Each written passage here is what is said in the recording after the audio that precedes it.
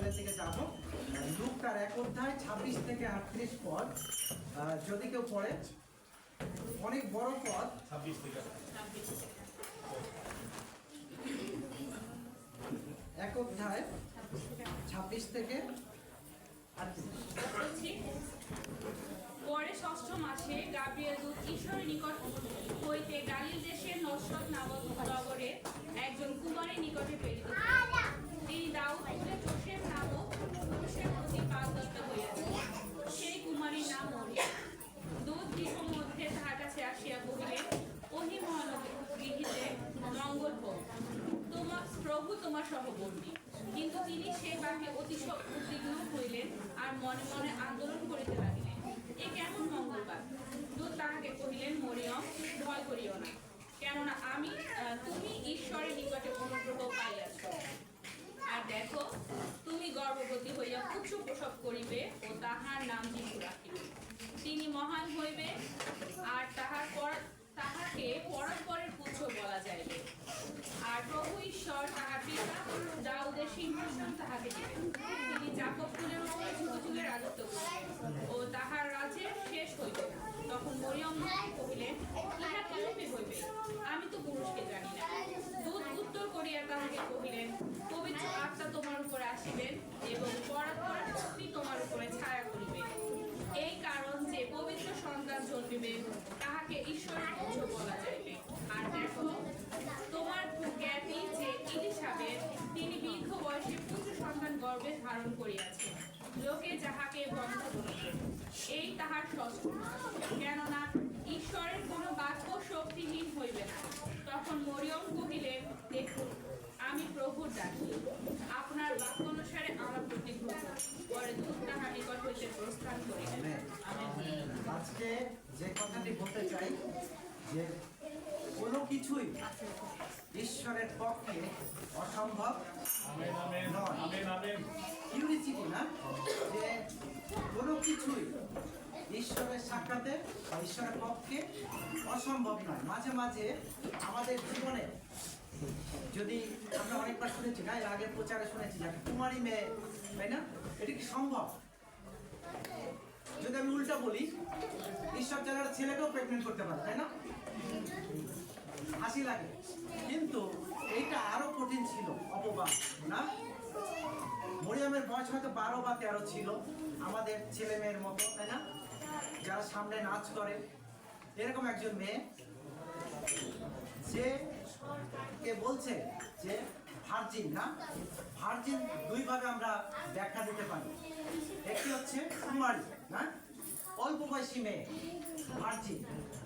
আরেকটা হচ্ছে যে কখনো, সে মেয়ের বয়স হতে পারে 24-40, সেও ভার্জিন, তারপরে সে কখনো কোনো ছেলেকে চেনে না বা কোনো রিলেশনে সে যায়নি। দুইটা ভাবে আমরা ভার্জিন দেখতে পাই।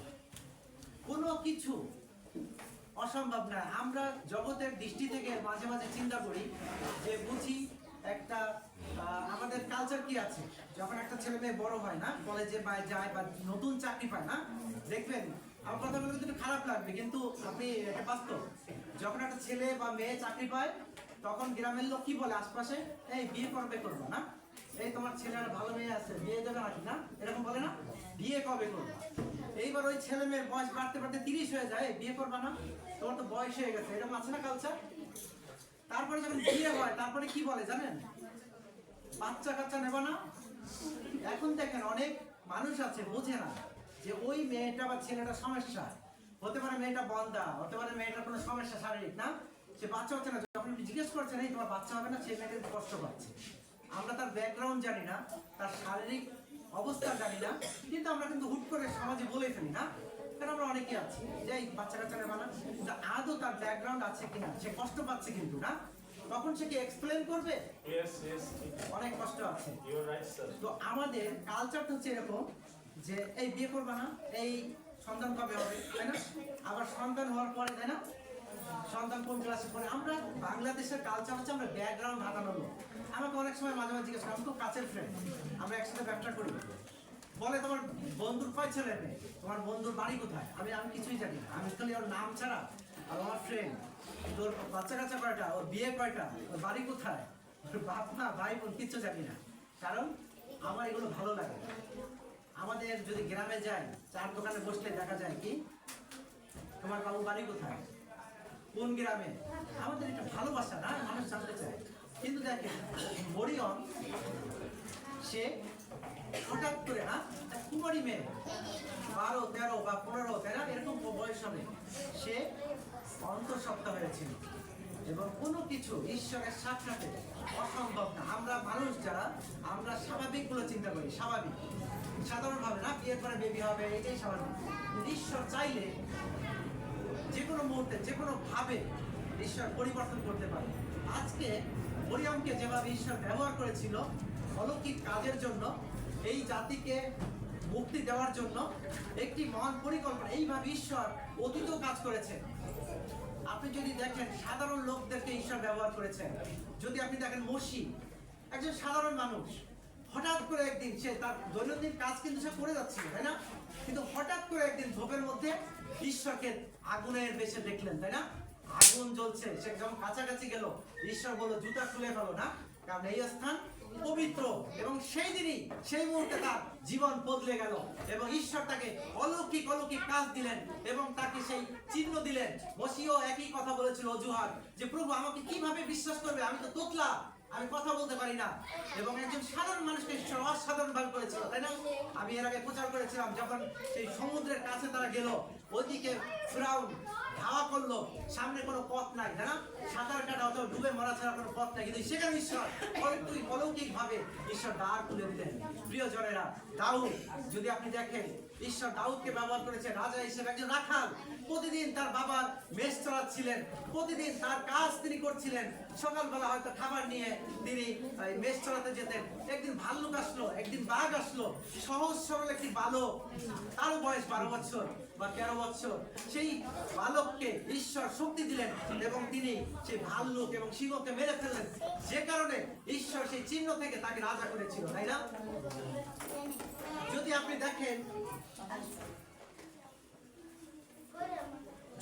দেখেন, দাউদ থেকে যদি আমরা যাই, একটু সাইলেন্ট করে দিই, যদি আপনি সেই দাউদের পরে যদি আপনি দেখেন সেই নোহ, তাই না, নোহকে ঈশ্বর বললেন শুকনার উপরে তুমি একটা জাহাজ তৈরি করো। পাগল বলবে না মানুষ? কেউ করে যে শুকনার উপরে কেউ জাহাজ তৈরি করে? কেউ তৈরি করে না। সুতরাং নোহ কিন্তু শুকনার উপরে জাহাজ তৈরি করলো না, ঈশ্বর অলৌকিক কাজ। তারপরে যদি আপনি দেখেন অনেকে আছে এইভাবে, দানিয়েল, তাই না, ঈশ্বর পৃথিবীতে এত শক্তি দিলেন যেটা আর কারণ ছিল না। যদি আপনি দেখেন অলৌকিক কাজ ঈশ্বর তার অতীতে করেছে, তাই না, অনেকের জীবনে। নহিমিও একজন পানপত্র বাহক ছিল, রাজার সাক্ষাতে তাকে করুণার পাত্র করলেন। প্রিয়জনেরা, আমি সেই কথা বলতে চাই, যেভাবে মরিয়মকে ঈশ্বর এই জগতের ত্রাণকর্তা, তাই না, ত্রাণের জন্য, মানুষ জাতির মুক্তির জন্য ঈশ্বর মরিয়মকে ব্যবহার করেছিলেন, একইভাবে আমাদের সেই মুক্তির কাজ এখনো শেষ হয়নি। প্রভু যিশুকে বিশ্বাস করলে মানুষ এখনো, তাই না, পরিত্রাণ পাবে। কিন্তু এই জগতে প্রায় বাংলাদেশে 90% লোক আছে যারা প্রভুকে জানে না, তাই না। সেই কাজ আমাদের দ্বারা আপনাকে ঈশ্বর কোন ভাবে ব্যবহার করবে আপনি জানেন না। হতে পারে মনুষ্যের দৃষ্টিতে এটা অলৌকিক হতে পারে, অসম্ভব হতে পারে, কিন্তু ঈশ্বরের দৃষ্টিতে সম্ভব। আজকে হয়তো আপনি একটা স্কুলের টিচার, আপনার মাথার মধ্যে কখনো আসেই না যে আপনি একটি স্কুলের মালিক হতে পারেন, ঈশ্বরের পক্ষে সেটা সম্ভব। আপনি একটি কোম্পানিতে জব করছেন, যে কোম্পানির আপনি একজন সাধারণ ওয়ার্কার, হতে পারে ঈশ্বর আপনাকে কোম্পানির মালিক তৈরি করতে যাচ্ছেন। আমি গতকালকে কথা বলছিলাম এক ভাইয়ের সঙ্গে, আমি তাকে বলছিলাম যে আপনি মালয়েশিয়াতে যান, সেই মালিক আমার পরিচিত এবং সেখানে 2 বছর ট্রেনিং নেবেন। সে বলছে ভাই আমি এখানে ভালো জব করছি। আমি সেই ভালো জব করছেন, আপনি একজন কর্মচারী, আপনি কিন্তু জিএম না, কিন্তু ঈশ্বর আপনাকে একটা জিএম তৈরি করতে যাচ্ছে। যদি আপনি চান আপনি মালয়েশিয়া যান, সেই কোম্পানিতে আমি রিকমেন্ড করবো, তিনি পাঠিয়েছেন বায়োডাটা, এবং সেই কোম্পানি 2 বছর থাকার পরে সেই কোম্পানি বাংলাদেশে একটি কোম্পানি তৈরি করবে, যারা ইতিমধ্যে কোটি টাকার মাল দিচ্ছে গাজীপুর এবং সাভারে গার্মেন্টস সেক্টরে। আপনি অবাক হবেন, অনেক সময় আমরা বাংলাদেশে অনেকে মিনিস্ট্রি করছে না, আপনি অবাক হয়ে যায় সাতক্ষীরাতে যারা বিশ্বাস, এক সময় সাতক্ষীরা অঞ্চলে কাজ করেছে স্বপন বোস, যিনি খ্রিস্টীয় সমাজের গুরু, কাজ করেছে সুকমল বিশ্বাস, কাজ করেছে সিসিবি প্রতাপন মৃধা, শ্রদ্ধেয় না, অনেকে কাজ করেছেন।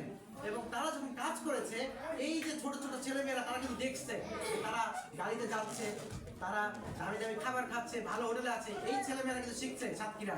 এবং সাতক্ষীরাতে যেটা হয়েছে, এখন পিচ্ছি পিচ্ছি ছেলে পেলে যাদের আমরা দেখেছি মানে হাবুরাটে, সেই সব ছেলে মেয়ে এখন বড় বড় মিনিস্ট্রি চালাচ্ছে। ঈশ্বরের আশীর্বাদ। কারণ কি? তারা বিশ্বাস করেছিল ইসরায়েল জাতির মতো। ছোট ছোট ছেলে মেয়েরা, আপনি অবাক হবেন, ক্লাস 9-এ পড়ে একটা ছেলে, তার 3টা মোটরসাইকেল, একটা মোটরসাইকেলের দাম 4 লাখ টাকা। একটা ছেলে সে ওয়ার্ল্ড কাউন্সিলে জব করে, তার বাড়ি আছে 50 লাখ টাকা। সমস্ত তারা ঈশ্বরের আশীর্বাদ পাচ্ছে। অসম্ভব কিছু না, আপনার আমার জীবনে ঈশ্বরের আশীর্বাদ আসবে। আমি যে কথা বলছিলাম যে মরিয়ম, আমরা বড়দিন আসলে আমরা সাধারণত দেখি যে জোসেফ এবং মরিয়ম, তাই না? এই গল্পটি কিন্তু জোসেফ এবং মরিয়ম থেকে শুরু হয়নি। এই গল্পটি শুরু হয়েছে সখরীয় এবং এলিজাবেথ, ইংরেজি হচ্ছে এলিজাবেথ এবং সখরীয়। তারা দীর্ঘদিন প্রার্থনা করছিলেন। সখরীয় ছিল ওই সময়কার একটি মণ্ডলী যাজক বা পালক। তিনি দীর্ঘদিন প্রার্থনা করছিলেন একটি সন্তানের জন্য এবং পুত্র সন্তানের জন্য, এবং ঈশ্বর তার সেই এলিসাবেথের সেই গর্ভ তিনি বন্ধ করে রেখেছিলেন। এবং যখন তারা বৃদ্ধ, তখন স্বর্গদূত গাব্রিয়েল যে মরিয়মকে দেখা দিয়েছিল, সে একই গাব্রিয়েল এলিসাবেথকে বলল, তোমরা একটি পুত্র সন্তান জন্ম দিতে যাচ্ছ। এবং সক্রিয় দেখেন, তিনি একজন যাজকও মাঝে মাঝে ঈশ্বরের পরিকল্পনা বুঝতে পারে না। সক্রিয় সে অবিশ্বাস করেছিল, কি করে সম্ভব, আমার স্ত্রী তো বৃদ্ধ। এবং বলেছিল, যতদিন সে পুত্র প্রসব না করবে ততদিন তোমার মুখ বন্ধ করা থাকবে, তুমি বোবা থাকবে। কারণ কি জানেন? কারণ যদি তার মুখ খোলা থাকে, সে কনফিউজ, মানে সন্দেহ ঢুকাবে এলিসাবেথকে। এবং এলিসাবেথ যখন সন্দেহ করবে, এই সন্দেহ মরিয়মকে যাবে, আছে না, ইনফ্লুয়েন্স, প্রভাব বিস্তার করবে। সুতরাং স্বর্গদূত তার সেই মুখ বন্ধ করে দিল। প্রিয়জনেরা, আপনার অবিশ্বাস আপনার দর্শন, আপনার স্বপ্নকে বাধাগ্রস্ত করবে, দীর্ঘায়িত করবে, শুধুমাত্র আপনার অবিশ্বাস। আপনি যদি বিশ্বাস করেন, ফুললি বিশ্বাস করেন, অনেক সময় আপনার পুরনো পাপ, আপনার পুরনো কোনো সেই কি বলে যে সন্দেহ বা গিল্টি বা পুরনো কোনো দোষ আপনাকে বারবার পিছনের দিকে নিয়ে যাচ্ছে। আমি তো সামনে আগাতে পারছি না, প্রভুর দর্শনে আপনি যেতে পারছেন না, কারণ আপনার ব্যর্থতা, পুরনো ব্যর্থতা, পুরনো আপনার সেই অলাভজনক কাজ, আপনার পাপ আপনাকে পিছনে নিয়ে যাচ্ছে।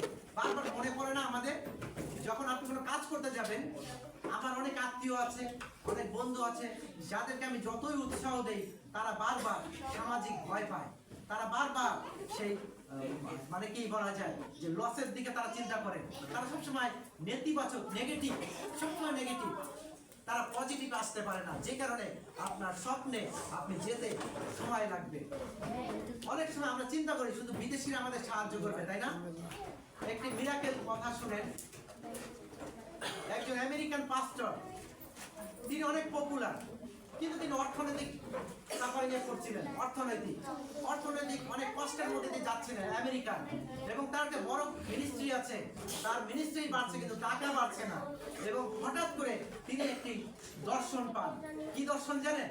তিনি একটি দর্শন পান, তুমি একটি টুপি বানাও তোমার মণ্ডলী নামে।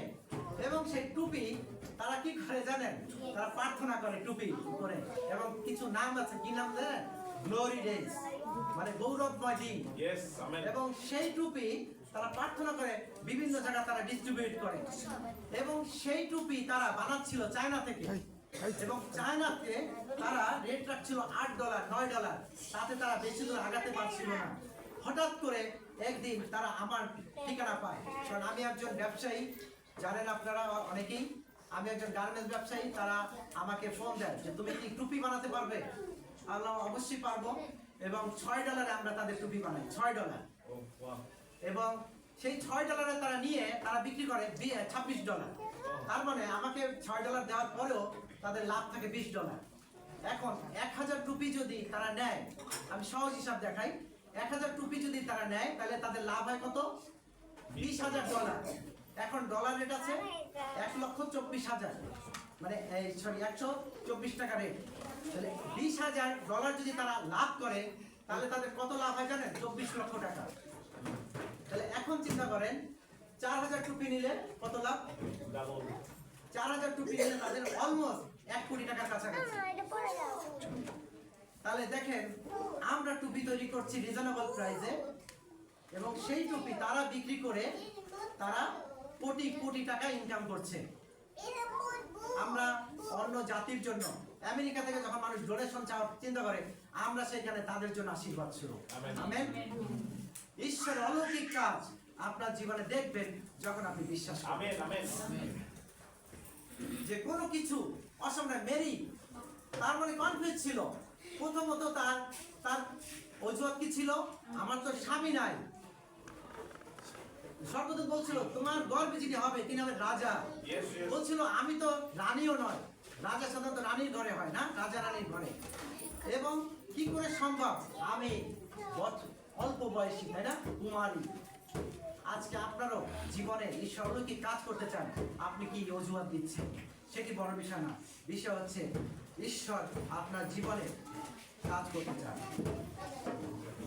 আপনার কোনো যোগ্যতা নাই। দেখবেন মসির কোনো যোগ্যতা ছিল না, দাউদের রাজা হওয়ার কোনো যোগ্যতা ছিল না, সেই নোহের যোগ্যতা ছিল না পৃথিবীর প্লাবন থেকে মানুষকে রক্ষা করা, তাই না? মরিয়ামের কোনো যোগ্যতা ছিল না, কিন্তু ঈশ্বরের দয়া, তাই না, ঈশ্বরের দয়া বা অনুগ্রহ তার জীবনকে বদলে দিয়েছিল। প্রিয়জনেরা, অনেক সময় আপনি চিন্তা করতে পারেন যে যিশুর জন্মটা অলৌকিক, আসলে সেটা নয়। যিশুর জন্মের থেকেও বেশি অলৌকিক হচ্ছে ঈশ্বরের অনুগ্রহ। যে ঈশ্বরের অনুগ্রহ মেরির উপরে ছিল, ঈশ্বর অনুগ্রহ আপনার আমার উপর আছে কিনা। এবং এই জন্য কোনো দৌড়ঝাঁপ বা ফাস্টিং এরকম না, আপনি প্রতিদিন সহজ সরল ভাবে আপনি আপনার কাজ চালিয়ে যান, ঈশ্বরই আপনাকে খুঁজে নেবে। না, মেরি কি খুঁজে নিয়েছিল ঈশ্বরকে যে প্রভু তোমার নাজারদাতা আমার গর্ভে পাঠাও? এই জন্য কি সে ফাস্টিং করেছিল? না, তার সরলতা তাকে ঈশ্বরের কাছে আমেন আমেন আমেন দাউদ কি বলেছিল আমি রাজা হব? হয়নি। যখন তাকে অভিষেক দিতে আসলো, তাই না, দাউদকে ঈশ্বর খুঁজে নিয়েছিলেন। প্রিয়জনেরা, অনেক সময় আমরা সরলতা দেখাই, কিন্তু একটি মণ্ডলীর সাথে আরেকটি মণ্ডলী আমরা মিলতে চাই না। একজন অর্গানাইজেশন যখন আসে, মাঝে মাঝে কিছুদিন আগে সেপ্টেম্বর মাসে অনেক অর্থ আমি দিয়েছি একটি সভাতে, কিন্তু সেখানে আমার কোনো ভূমিকা ছিল না। অনেক সময় আমরা অর্থ দেই, অনেক সময় মনে করি আমি অনেক অর্থ দিয়েছি, আমার ভূমিকা থাকতে হবে, তাই না?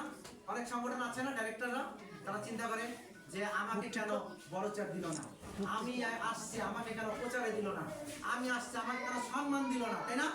এরকম অনেক আছে, গ্রামে গ্রামে দেখতে পাই। কিন্তু এই যে মানসিক চিন্তা ভাবনা, এইটাকে চেঞ্জ করতে হবে। যে প্রভু সাক্ষাতে আপনি সরলতা আসতে হবে।